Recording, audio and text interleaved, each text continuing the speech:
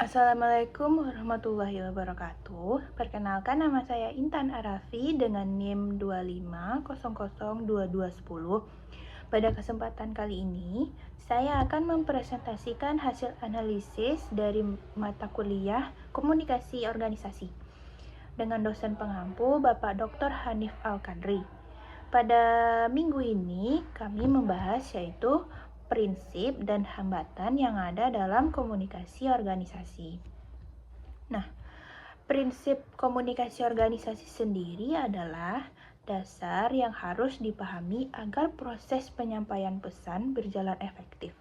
Prinsip ini mengarahkan bagaimana komunikator dan komunikan berinteraksi sehingga pesan dapat diterima dengan benar. Menurut Deddy Mulyana, menjelaskan bahwa komunikasi memiliki 12 prinsip. Sebagai penjabaran dari definisi dan hakikat komunikasi. Pada gambar yang Anda berikan, tercantum 8 prinsip pertama dan juga 4 prinsip kedua. Berikut penjelasannya. Nah, penjelasan pertama ada komunikasi adalah suatu proses simbolik, dinamis, dan sirkular. Maknanya, proses simbolik berarti komunikasi menggunakan simbol, baik bahasa verbal seperti kata maupun nonverbal, itu gestur, ekspresi, dan intonasi. Simbolik bersifat dinamis karena komunikasi selalu berubah mengikuti situasi, kondisi psikologis, dan konteks. Sedangkan sirkular bersifat tidak berhenti pada satu titik, selalu ada timbal balik atau feedback. Komunikasi berkelanjutan karena interaksi manusia tidak pernah benar-benar berhenti, selalu berkembang dari waktu ke waktu. Yang kedua yaitu setiap perilaku mengandung potensi komunikasi. Maknanya setiap orang tidak bebas nilai, karena tindakan apapun dapat dimaknai sebagai pesan oleh orang lain. Bahkan ketika seorang tidak bermaksud berkomunikasi, orang lain tetap dapat memberikan makna. Contohnya, diam bisa ditafsirkan sebagai marah, malu, atau tidak setuju. Perilaku nonverbal seperti gerak tubuh dan ekspresi wajah dapat menjadi stimulasi bagi orang lain. Yang ketiga ada komunikasi memiliki dimensi isi dan dimensi hubungan. Dimensi isi adalah mengacu pada informasi atau fakta yang disampaikan. Sedangkan dimensi hubungan atau relationship menunjukkan bagaimana hubungan antara komunikator dan komunikan. Dari cara seseorang berbicara, nada suara, pilihan kata, kita bisa menilai apakah hubungan itu akrab ataupun tidak akrab. Nah, selanjutnya yaitu ada komunikasi terjadi pada berbagai tingkat kesenjangan. Maknanya, komunikasi bisa berlangsung tanpa direncanakan, spontan, sampai sangat direncanakan atau disengaja. Tingkat kesenjangan yang dimaksud adalah perbedaan antara apa yang dipikirkan, apa yang ingin disampaikan, dan apa yang benar-benar dilakukan atau dikatakan. Pada komunikasi yang terencana, komunikator sudah menentukan tujuan dan mengharapkan respon tertentu dari komunikasi. Terus ada komunikasi terjadi dalam konteks ruang dan waktu. Maknanya pesan harus disesuaikan dengan tempat, waktu, situasi, dan kepada siapa pesan itu ditinjau. Komunikasi yang efektif sangat dipengaruhi oleh konteks. Berbicara keras di ruang sidang tidak tepat, bahasa santai digunakan di antara teman sebaya, bukan di forum resmi. Waktu juga mempengaruhi keefektifan pesan. Misalnya, menyampaikan kritik saat orang sedang marah cenderung itu tidak diterima. Selanjutnya ada komunikasi melibatkan prediksi peserta komunikasi. Maknanya, saat berkomunikasi, seseorang memprediksi kemungkinan respon dari lawan bicara atau prediksi ini penting agar seseorang merasa nyaman dan tahu bagaimana harus bertindak. Komunikasi terjadi sesuai norma sosial yang berlaku. Reaksi umumnya cenderung dapat diprediksi, seperti senyum dibalas senyum, sapaan dibalas sapaan. Selanjutnya yaitu ada komunikasi bersifat sistematik. Maknanya, komunikasi dipengaruhi oleh faktor internal individu seperti nilai, budaya, pengalaman, pendidikan, lingkungan keluarga. Faktor internal ini membentuk cara seseorang berpikir, merespon, dan menafsirkan pesan. Terus ada sistem sosial tempat seseorang dibesarkan sangat memengaruhi gaya komunikasinya. Terus ada kesamaan latar belakang sosial. Budaya memudahkan komunikasi. Maknanya, komunikasi akan lebih efektif jika kedua pihak memiliki budaya yang mirip, nilai yang sama, pengalaman dan pendidikan yang serupa. Kesamaan ini membuat simbol yang dipertukarkan lebih mudah dipahami. Sebaliknya, perbedaan budaya dapat menimbulkan salah tafsir. Terus ada komunikasi bersifat non-sekuensial.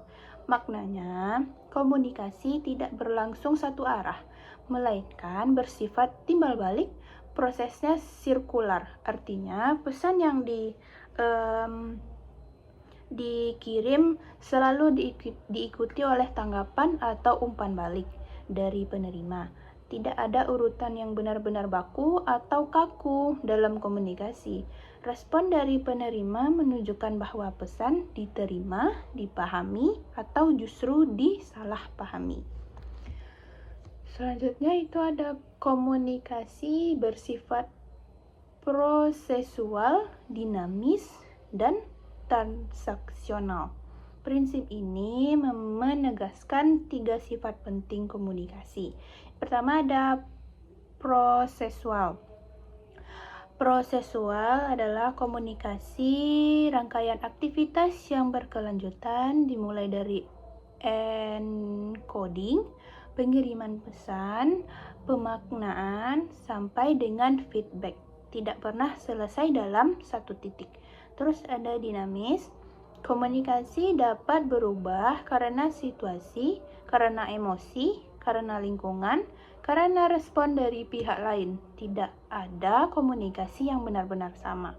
Terus ada transaksional. Dalam komunikasi, kedua pihak sama-sama aktif, sama-sama mengirim dan menerima pesan, sama-sama mempengaruhi dan dipengaruhi, sama-sama berkontribusi dalam membentuk makna. Terus ada komunikasi bersifat irreversible, tidak dapat ditarik kembali. Maknanya, pesan yang sudah dikirim tidak dapat ditarik kembali, baik pesan verbal maupun non-verbal. Efeknya terdapat penerimaan tidak bisa sepenuhnya dikontrol oleh komunikator. Kata-kata atau tindakan yang menyakitkan tetap akan meninggalkan dampak meskipun seseorang meminta maaf. Karena itu, komunikasi harus dilakukan dengan kehati-hatian. Terus ada komunikasi bukan penasihat untuk semua masalah. Maknanya, komunikasi bukan solusi tunggal untuk semua persoalan. Walaupun komunikasi sangat penting, tetapi tidak dapat menyelesaikan masalah tanpa tindakan nyata, keputusan, kebijakan, atau solusi teknis lainnya. Komunikasi membantu memahami masalah, meredakan konflik, dan mencari jalan keluar, namun tidak menjamin masalah akan selesai dengan sendirinya. Nah, mungkin itu dari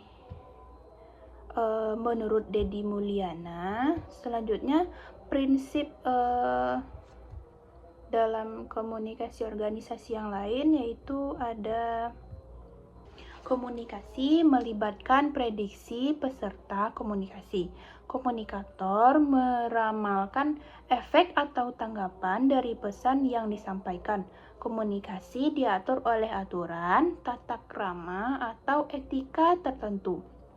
Contohnya, cara berbicara, karena orang tua akan berbeda dengan cara berbicara kepada teman sebaya, didasarkan oleh prediksi respon. Selanjutnya ada fleksibilitas dan efektivitas komunikasi ditentukan oleh kemiripan latar belakang. Kemiripan latar belakang sosial, budaya, pendidikan, dan lainnya dapat membuat komunikasi menjadi lebih efektif. Terus ada hambatan. Hambatan dalam komunikasi dapat menyebabkan miskomunikasi yang dijelaskan dapat berakibat fatal. Yang pertama itu ada sifat emosional dan sosial atau kultural. Yang kedua ada perbedaan budaya. Kata-kata yang biasa di satu daerah dapat menyinggung di daerah lain. Terus ada pengaruh perbedaan status, misalnya status sosial atau ekonomi yang menciptakan jarak. Terus ada gagal menanggapi maksud konotatif sebuah perkataan. Dan selanjutnya ada distorsi. Pesan karena tidak adanya kepercayaan. Terus ada penyimpangan, persepsi dan sisi penerimaan komunikasi. Selanjutnya ada gangguan yang bersifat fisik, seperti pendengaran. Terus ada hal yang perlu diperhatikan agar komunikasi efektif. Untuk meminimalkan kendala dan membuat komunikasi lebih efektif, beberapa hal yang perlu diperhatikan. Pahami komunikasi dua arah. Komunikator dituntut untuk lebih banyak paham tentang lawan bicara, budaya, bahasa, dan masih banyak yang lainnya. Terus ada kebiasaan mendengarkan sambil memahami. Tidak hanya sekedar mendengarkan, tetapi juga memproses dan memahami pesan yang disampaikan oleh orang lain. Terus ada memahami sudut pandang orang lain. Berkomunikasi bukan hanya dari sudut pandang kita, melainkan mencoba memahami dari sudut pandang lawan bicara kita. Terus hambatan tidak hanya itu saja, hambatan yang lainnya yaitu ada hambatan struktural. Hambatan struktural terjadi karena struktur organisasi yang terlalu rumit atau tidak jelas. Terus hambatan semantik disebabkan oleh perbedaan pemahaman bahasa antara pengirim dan penerima. Terus ada hambatan psikologis berhubungan dengan emosi, motivasi, persepsi, dan sikap mental individu. Terus ada hambatan fisik. Hambatan yang disebabkan oleh lingkungan kerja dan kondisi fisik organisasi. Bentuknya ada ruang bising, jarak fisik terlalu jauh antara divisi, sarana komunikasi kurang memadai seperti mic rusak, jaringan internet buruk, ada tata ruang kantor tidak mendukung komunikasi. Selanjutnya ada hambatan budaya. Terjadi karena adanya perbedaan kultur, kebiasaan, nilai atau norma antara anggota organisasi. Terus ada hambatan interpersonal, yaitu terjadi karena hubungan antara individu kurang baik, penyebabnya tidak akrab atau tidak saling percaya, konflik pribadi, kesalahpahaman sebelumnya, terus ada sikap tertutup. Nah, mungkin itu saja yang dapat saya analisis dan saya presentasikan pada presentasi kali ini. Jika ada salah kata mohon dimaafkan. Mudah-mudahan apa yang saya sampaikan dapat bermanfaat bagi kita semua. Akhir kata, Assalamualaikum warahmatullahi wabarakatuh.